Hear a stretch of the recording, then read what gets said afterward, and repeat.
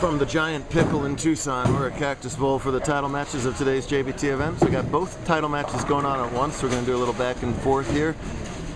Relatives, Justice Lynch and Danielle Stewart, both one-time JBT champions, are going to play each other for today's handicap title. Justice's lone title of her career was here at Cactus a couple years ago. While over in the scratch division, two of our veterans going at it is Foshie looking for win number 8, going against Lanndyn Carnate, looking for win number 4. Bowled on a very, very demanding Viper shot today. It wasn't just your ordinary Viper, it was like African pit Viper. Very, very low scores today. We'll talk a little bit more about that as the match progresses. That's Lynch shooting in the 4th frame and getting her spare, which is the first mark of the game for her. Danielle's got to win the match by 45 pins to tie and 46 to win. Yes.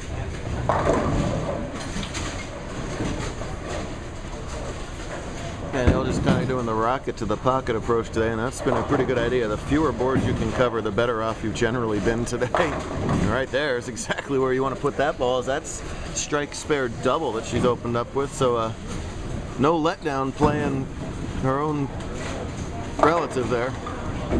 And meanwhile, Foshie comes up with a double. Marks are good on this pattern. Doubles are absolutely fantastic.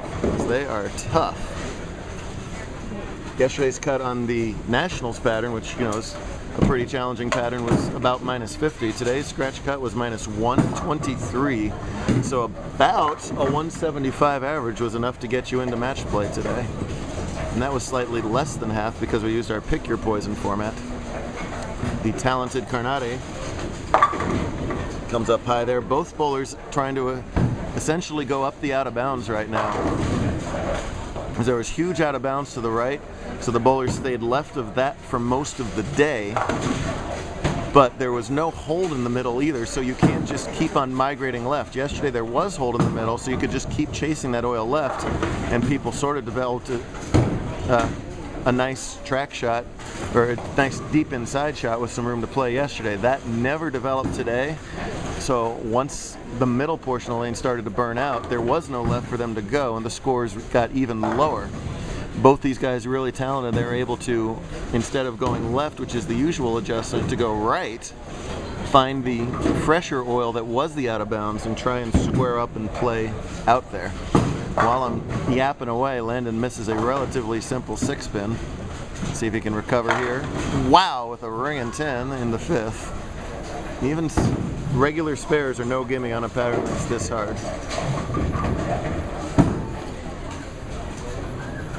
Ms. Lynch at the 2nd consecutive 6-pin cluster, and for the 2nd consecutive time she picks it up. Nice job.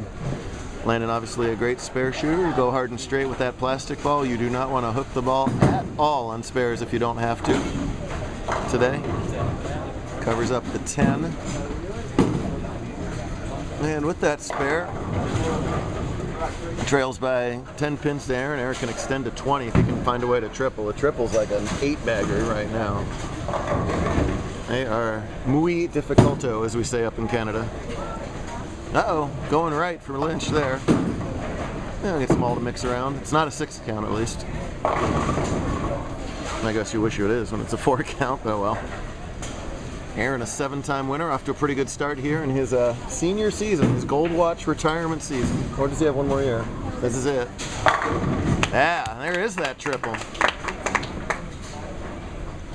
Meanwhile, Lynch with a 3rd straight cluster spare. Got a chance at it. Nope. Misses left, but right in the game with all the pins that she's getting.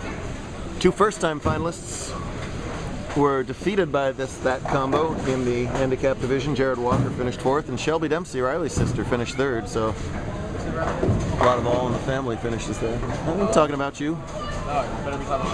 Talking about that girl that lives with you. No, the other one. There's Danielle with that spare working. Oh, almost gets the nose hit to cave in. Leaves only the 6. Aaron for a 4-bagger now. Yeah, it's just really, really touchy. They're trying to get the ball. He's trying to get the ball to lay down further right than that. And if you miss just a little bit left, you start to get into that burn that's out there, and it's just got no chance. It'll hook at your toes. Nice job with the spare from Stewart. Hey, Giant Pickle, did you approve of today's lane condition? Yes, I do. There it is. All right. Got to get that pickle on screen. If you think that's a cactus, you're out of your mind. That is a pickle. And we are at Pickleball. Very tough right side cluster here. Nice job with that spare. That's a bonus mark right there. Anytime you pick up any cluster of 7 or more. Spares as hard as strikes. Note for you youngsters how he went hard and straight at that. On a house shot, you might be able to keep your strike ball on hook a little bit at it. On sports stuff, you don't want any part of that. Danielle, also a tricky spare here, going at the bucket. She goes hard and straight. Oh, but unfortunately chops it off. See, Lanndyn's going to be wanting to lay it down at least 6 or 7 board or right. There you go. I was surprised it hold, am I right there? Yeah. Thought that was too far left. Oh, on his hand. Like, uh-oh. Ms. Lynch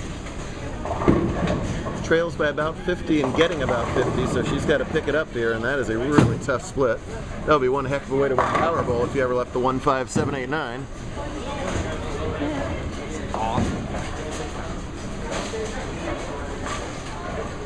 Lanndyn right now trails by 18, can cut it to 8 if he can double. That definitely left, obviously. Right through the schnoz, as we say in Canada.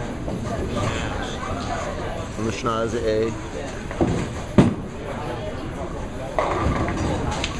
Lynch's attempt here. It's a pretty good try. Just tough to get that double wood and the corner pins out of that. So she's trailing by exactly 60 and getting 46, so trouble in this match. Lanndyn a little iffy in the spares right now, but covers it.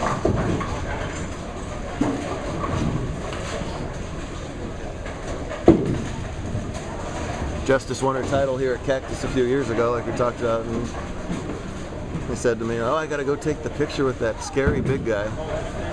Not the first or last time I've ever heard that there, Ms. Lynch. Gets a little the head pin that time, much better. There's a little wobbly 3 there. Needs to spare that up to stay alive in the match. Erin, a handicap bowler of the year back in 1981, I believe. Wow, beautiful shot right there. See, that was a little further right at lay down and break point. Yeah, T-Bow. Soft ball speed, pretty aggressive ball actually. You're trying to get the ball to hook out of what was the out of bounds. 10 on the pit on that one, and spare in the pit for Ms. Lynch. Always weird when the siblings play each other. It's, you know, sort of a Serena and Venus, Bryan brothers, whatever other sibling act you can think about. It's a totally different mental game. Person most upset about that is this lady, because she's got to drive them both home. It is. Oh, just when she had that big lead, Justice comes up with the mark, and now a potential open here for Stewart.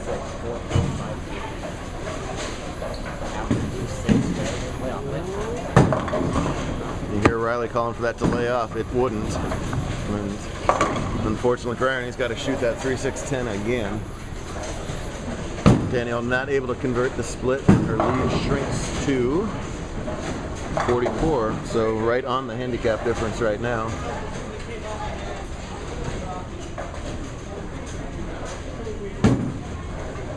And we got timeout here. Looks like Aaron's going to let Danielle go. Not a lot of time wasted for her. She gets up there and fires that ball down there. And right in the 1-3. Great shot from Stewart right when she needed it there. That was a big shot.